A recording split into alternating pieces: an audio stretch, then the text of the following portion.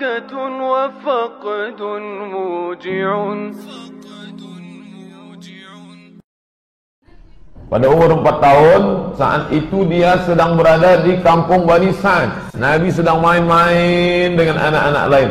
Dititipkan dengan ibu susunya yang kedua, yaitu bernama Halimatus Sa'diyah. Ibu susu yang pertama Suwaibah, yang kedua Halimatus Sa'diyah. Ketika dia sedang main dengan anak-anak yang lain, tiba-tiba Jibril alaihissalam menarik tangan Nabi Muhammad, membuatnya pingsan, membelah dadanya, mengeluarkan jantungnya, kemudian dicuci.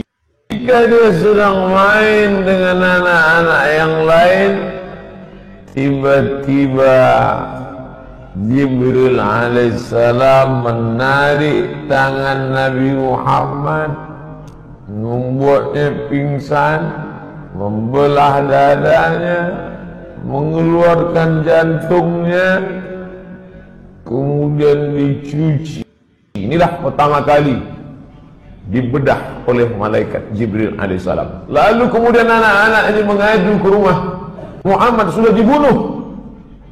Anak-anak itu melihat, lari pulang ke rumah ibu Halimatus Sa'diyah, Muhammad sudah dibunuh. Lalu mereka datang lagi dan mereka lihat wajah Nabi SAW berubah raut wajahnya. Kalian pasti sering dengar ada dai penceramah ngomong begini, Jibril turun membawa cawan terbuat dari emas, di dalamnya berisi air dari surga. Dibelah dada Nabi Muhammad, diambil hatinya, dibersihkan dari kotoran-kotoran, disucikan. Saya tanya, jawab semua yang keras. Pernah atau tidak dengar penceramah ngomong seperti itu?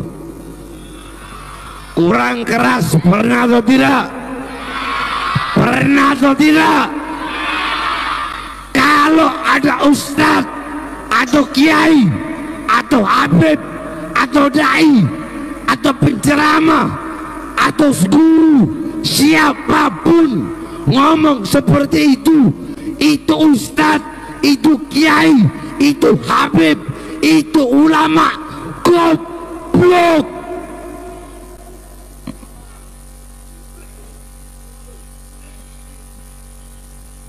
Saudara-saudara, kewajiban dai itu, kewajiban penceramah memberikan pemahaman, memberikan penjelasan kepada umat, kepada pendengar sesuai dengan akal mereka untuk menerima penjelasan dan penyampaian tersebut. Sekarang kalau ada ustadz, kiai, dai ngomong begitu, orang bakal berpikir dibersihkan hati. Jangankan dia ngomong hati Nabi dibersihkan dari kotoran, gak usah ada bahasa kotoran.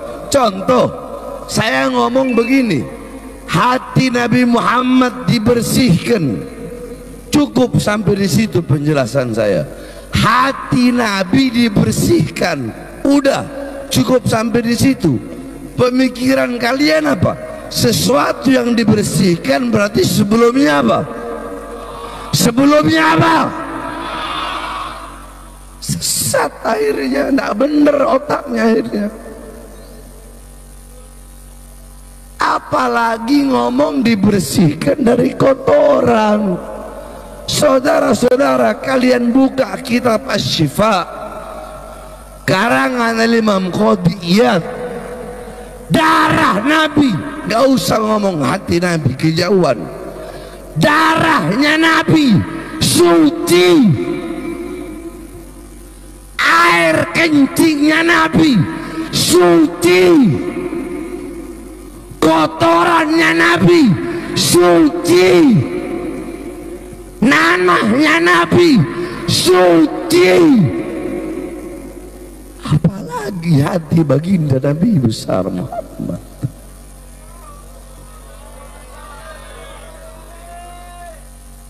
Makanya orang sekarang ini banyak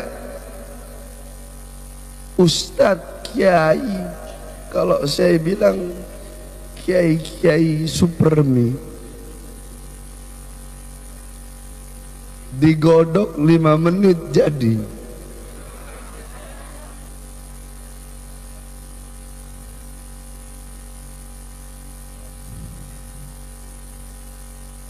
Saya mondok 18, selama 18 tahun mondok, saudara-saudara. Makanya ada namanya rojulun la yadri wa la yadri annahu la yadri.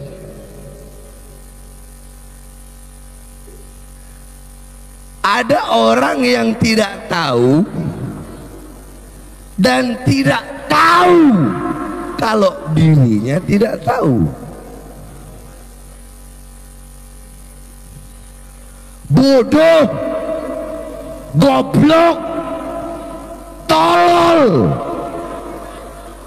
tapi nggak sadar kalau dirinya goblok,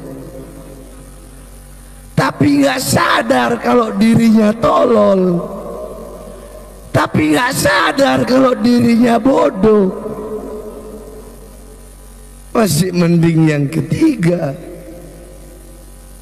Yang ketiga, rajulun la yadri wa yadri annahu la yadri. Orang bodoh tapi dia sadar kalau dirinya bodoh. Orang bodoh kalau sadar dirinya bodoh, maka dia bakal menghilangkan kebodohan dalam diri. Ini udah bodoh, goblok, tolol, sok pinter, pakai mau dikte ulama, padahal goblok, padahal bodoh, padahal tolol, ngedikte ulama. Banyak gak yang begitu? Banyak gak? Banyak gak? Kalau bodoh udah bodoh aja, kalau goblok goblok aja. Jangan sok-sokan mau mendikte para ulama, jangan sok-sokan mau mendikte para habaib, jangan sok-sokan mau mendikte para tengku-tengku yang berjuang di jalan Allah Subhanahu wa taala. Kalau engkau tidak mau berjuang, kalau kalian tidak mau berjuang, tidak mau juga mendoakan, cukup diam. Maka itu adalah memegang min atharis sholihin, bekas-bekas orang soleh.